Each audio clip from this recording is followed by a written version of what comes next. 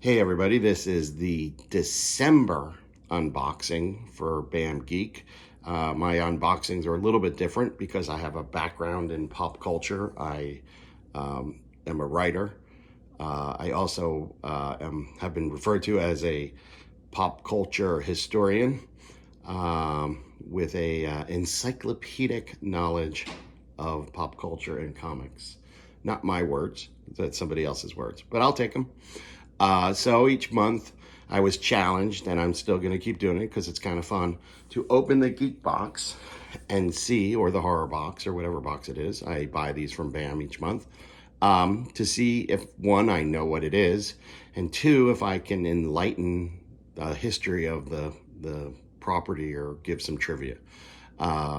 Been stumped a couple times most recently in the horror box, but this month I think, if I remember correctly from the preview of the franchises, I think this month should be pretty easy. So if you have this box, hopefully I can give you some additional information about what's in it. And if you don't have this box, you'll get to see what it is. And most of this stuff is for sale in the secondary market. All right, let's get to it. We open it. And of course, what's upside down? The BAM paper.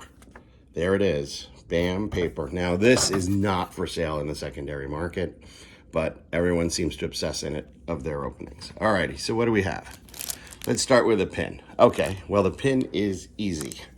The pin is from Ghostbusters Afterlife, and that is, her character's name is, it's funny, my knowledge is better for older stuff than newer stuff. I wonder if that's a sign. I think her name is Phoebe. She's played by McKenna Grace. I should probably hold it up while I talk. So McKenna Grace, I won't spoil the movie because the movie's too recent. But let me tell you what I know about McKenna Grace, which I think is kind of funny. She's an actress and a singer. I think she wrote and sings a song called Haunted House on the Ghostbusters soundtrack. Ghostbuster Afterlife soundtrack. But she plays young Carol Danvers in Captain Marvel. She plays young Tanya Harding in I, Tanya. She plays young Emma in Once Upon a Time. Young Carolina in The Vampire Diaries. And young Abby Fisher. Abby Fisher, is that the character? In CSI. And I think she plays in American Horror Stories, one of the young versions of the character. So hopefully someday she'll get to play old versions of a character. And in Ghostbusters, she's essentially a young version, I guess, because she's a kid of one of them. But spoilers again. So that's interesting about her, that she's always playing young versions of people. Now, the other thing that Ghostbusters, I should point out, that I read recently, but I don't think is true, is, so Ghostbusters used to have attractions at Universal Studios. They had their own ride. If you've ever been to Universal Studios Orlando, where the Jimmy Fallon ride is now, before that it was Twister. But before that, it was a Ghostbuster show, which was like a lot of fun. I remember doing it. I was actually an audience participant for one of the shows. And it was like a training academy to become new Ghostbusters. And then later, they did Halloween Horror Nights at Universal, had a haunted house based on Ghostbusters that was really, really, really neat, and used a lot of like HD TVs to do it. But I'd read an article recently that basically was saying that if there was another attraction for Ghostbusters, that it would be Disney that did it. And they cite this licensing agreement between Sony and Disney. But I wrote a book called Comic Book Law for the Comic Creators, and I know a lot about licensing. My understanding is that agreement between Sony and Disney is for streaming rights and not for general intellectual property. So I think if there were another Ghostbusters attraction, my guess is it would probably be I'm hoping it's a house at Halloween Horror Nights, and my guess is it'll still be at Universal. I bet you they have some kind of agreement with Universal Studios. I do know there's a Sony theme park coming, but I don't live anywhere near Thailand. And I'm not sure how COVID would have affected that, because that kiboshed a bunch of theme parks like Epic, Universal, and things like that. Got way delayed. All right. Well, that's a pin. I talked a lot about a pin. All right. What's the next one? Oh, this, this is, I know who this is. This is, what's his name? Less Vegetables? Is that this guy's name? No, I know. It's Duke Silver, right? Oh, no. Those are the aliases. This is Ron Swanson from Parks and Rec. He's the Renaissance man. He's played by Nick Offerman. Interestingly, I didn't really watch Parks and Rec, but I guess I watched enough to know his aliases. I do also love that and have stolen his line, "This isn't my food. This is what my food eats before it becomes my food." But there you go. So that's Ron Swanson. I probably, in the future for these, should research who the artists are, and then maybe I could say who they are. Alrighty. I have no idea what this is. No idea. It's some sort of bat-shaped thing. No, I'm kidding. This is Batman's Batarang. This is probably the companion piece to the Robin Batarang. Batman, we all know, premiered Detective Comics 27, but this is, I was going to say it's the Pattison Batman, but I don't actually think it is, because I just saw the patent for it's a little more, it's cut a little more. This looks, it's too narrow to be the Ben Affleck Batman. I don't know which one. It is Batman. But you know what? What can we talk about for Batman? That's unique. Let's talk about Batman movies. So, Batman movies started. Oh, I'll put the back up. The Batman movies started, I guess, 43, 49, 40s. It was in the mid 40s. That was the first Batman. There was a serial. It was called The Batman. And then I think that was 43. And then in 1949, there was a sequel. It was called Batman and Robin. Interesting. Everybody knows Batman goes to the Batcave through his clock, like the grandfather clock. That actual clock, that concept, the Batcave and that clock comes from the serial, the Batman serial. Who played Batman? Lewis Wilson played Batman in that movie. And then, so that was that. And so those were serials. So they were like, to be continued, those cliffhangers. Then the next Batman was in 1966. Everybody remembers Adam West. And I'll count him, even though he was on TV, because he did have a movie, called, it was a Batman. What's called Batman 66, I think, is what the movie's referred to now. And that movie was really, really campy. And to encapsulate the campiness, there's this great scene where he is trying to get rid of a big bomb, like with a huge fuse, and everywhere he runs, there's a nun, or there's baby ducks, or there's a baby carriage, and he turns to the camera, breaks the wall, and says, "Sometimes you just can't get rid of a bomb." Now remember that, because we're going to keep going through the movies, and that is going to come back.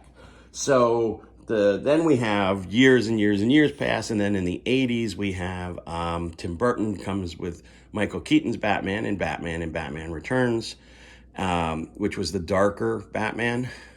And then that begat Val Kilmer and Batman Forever, who actually I really liked Val Kilmer as Batman. And then George Clooney and Batman and Robin, who I was there when George Clooney apologized at New York Comic Con to Adam West for what he had done to Batman and bat nipples everywhere. Then years go by because of the George Clooney movie without any Batman. And then we then have the Christopher Nolan Batman, and that has, I forgot his name, Christian Bale plays Batman in that. And then that has two really good movies, which is Batman Begins and then The Dark Knight, which is a great movie. And then you have Dark Knight Rising, which is the last one, which, remember the 66 Batman? I would dare say at Dark Knight Rising, really all you need was Christian Bale at the end to turn to the camera and say, "Sometimes you just can't get rid of a bomb." It's kind of the same plot. So things go back. And then we have Justice League, which is be a Batman versus Superman. And then you have, which is the rise of the Justice League. And then you have Justice League, and that's Ben Affleck plays Batman in those. And now we've gone full circle with the same name as the original serial, which is now the new one is The Batman. And that is the one starring, what's his name? Robert Pattinson. I said it before. Robert Pattinson, the Twilight dude. And that one is, it seems like it's funny. They maybe intentionally, not intentionally, they seem to go like, Batman was the detective, then he was the vengeance, and I'm sorry, he's vengeance. And now he's like, I'm trying to, really, this made more sense in my head. If you work through the Batmans, you've got the campy Batman, and then you go from like the campy Batman, then you've got the darker Batman, which is, I want you to tell everybody about it. So he's more fearful. Then Christopher Nolan's Batman really embraces the fear. Like he is the night and he is the vengeance. Swear to God, swear to me. And now the new one he just seems rougher. He seems to be, more raw, the new Pattinson Batman. Okay. I should mention that my favorite Batman of all time is Kevin Conroy, and we'll count him as a movie Batman because they had the Mask of the Phantasm, which came out. I can't read a Batman book without hearing Kevin Conroy's voice in my head. I hope you guys, can appreciate that. All right, and well, I guess it had a bag that came with it, but I'm actually not sure it fits in the bag. That's odd. It doesn't really fit in the bag. It was not in the bag. Okay, what's next? Oh, okay. So these are the Celestials. I have a confession here. I don't really like the Celestials. Created by Jack Kirby, and then redone by Neil Gaiman, who's a genius in everything that he does. But I didn't really even like that. And when I say I call them Celestials because I saw the Celestials in the background. It's the Eternals is really what this is. I know you're all yelling at your screen. This is really the Eternals. The only time I actually think I really like the Eternals, this is more the comics Eternals than the movies. I guess it's the characters from the movie, but it's their comic counterparts. The only time I really liked the Eternals was I liked when Cersei was in the Avengers, and I really liked Star Fox as an Avenger more than as an Eternal. But I know I sometimes feel like I have to hand in my comic book card because I don't like the Eternals, and I don't like the Inhumans, and I don't like the New Gods, which are like the three Kirby staples. And kind of almost the same plot, if you think about it. But I don't, but that's it. So that's what we have. So these are the Eternals. So that one will be quick because I actually don't know a lot about the Eternals. Although I have read every incarnation, including I'm reading the new one. The new one's actually not bad, the new series from Marvel. The Gaiman one I think is the best. But even that, it didn't really grab me. All right, moving on. We have the autograph. Oh, well, that's a cool autograph. Okay, so this is, it's from Flash, and it's funny. I was going to call him Jay Garrick, but then I figured you would think I was an idiot and wouldn't get the joke. So this is a character. What's his name? Teddy, it says it, right? Teddy Sears? Teddy, is that his name? Teddy Sears. He did American Horror Story. This is from the second season of Flash. First he appeared and he said he was Jay Garrick, Flash of Earth 2. But then later he has like a relationship with Killer Frost before she's Killer Frost. And but then you find out that he's Solomon Zoom, a great Flash villain. And so that's it. He was, let me think of what I know about him. He was on American Horror Story. He did, he was a 24, in 24 Legacy, he did something too. He's one of the main characters. And I don't remember anything else about what he did. Some of the times when I say what I know people do, it's because I remember them being on panels and then the questions from the audience. So I did see Teddy Sears, but I think I saw him at the 2024 panel at San Diego Comic-Con. So that's that. So that's really neat. I do not have that. I do have other Flash cast members. I've met them a couple times. Big fan of all those CW shows. I have to admit, the current Armageddon storyline makes me realize what I love so much about the Flash was its lightheartedness, and I realize that sometimes shows are on too long that they get too heavy. So my guess is Flash is probably going to go the way of Supergirl and Arrow soon, but what's good about them is we keep getting new people. Like Stargirl's a great series. All right.